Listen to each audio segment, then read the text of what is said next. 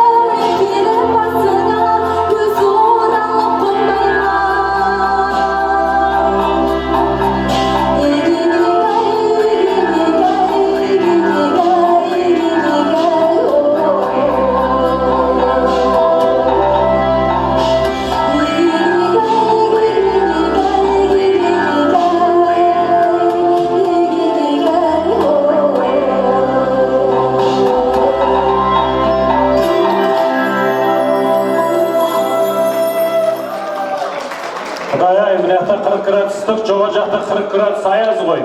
Былай жасайық ағайын, шапалақ ұрған қонақтардың астында бір-бір жап-жаңа жеп жүрсін деп қояйық дейді. Жап-жаңа жеп жүрсін. Шапалақ ұрмағандар сол жепті көріп іші күйсін. Түх, Құдай-ай, ана қазақпыз ғой әнеки, сразу көңіліміз түсіп жатады.